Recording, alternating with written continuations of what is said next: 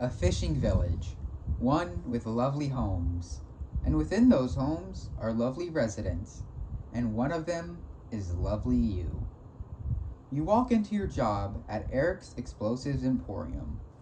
Business hasn't been so good since the mayor declared it illegal to shop here.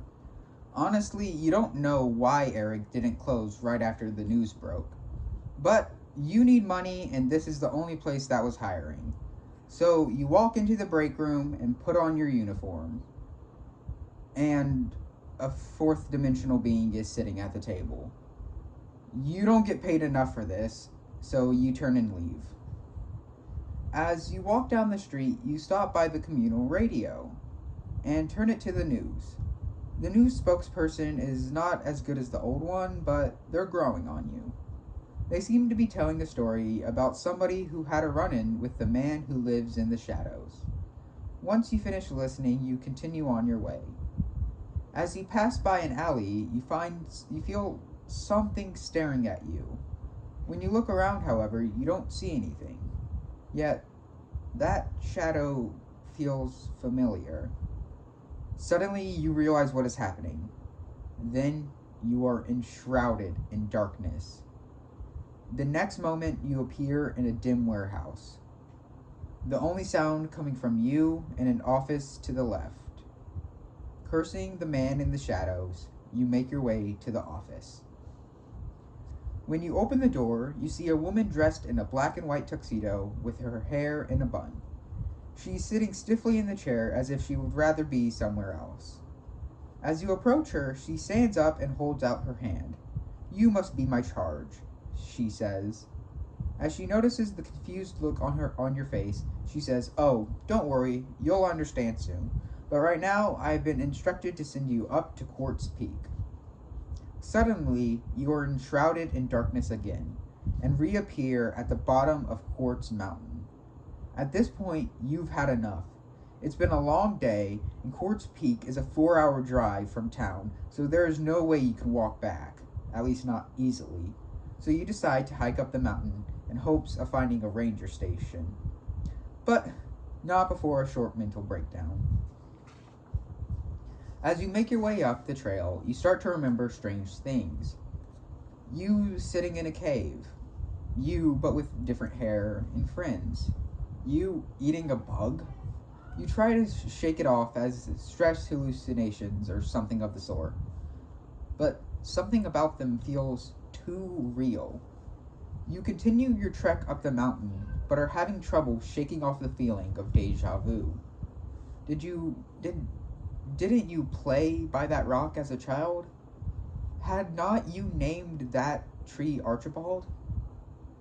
Isn't this part of the trail where you found that gold coin once?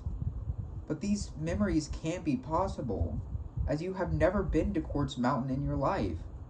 At least, you don't think you have.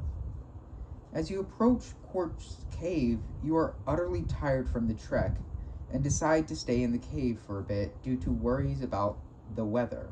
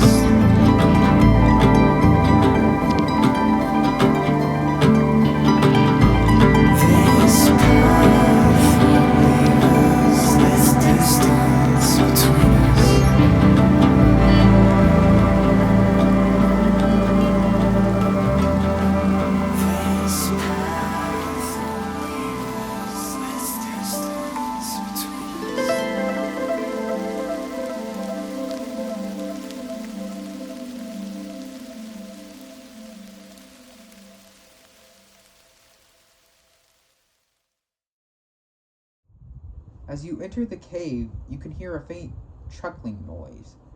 You look around for the source, but are unable to find it. When you turn back around, to continue on into the cave, you are confronted by a quartz sprite. "Welcome home," it says with a smile on its face. Before you can protest, it continues on. "You have been gone a while. You were only supposed to be in town for a year. But you've been gone for 3 years," it says with a slight tinge of annoyance in its voice. "Do you realize how much you've missed?" Now it starts to come flooding back to you.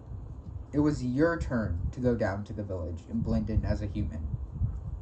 All quartz sprites get a turn to do this, just so they can make new friends. Yet the longer you stayed, the more you forgot about your previous life in the quartz cave.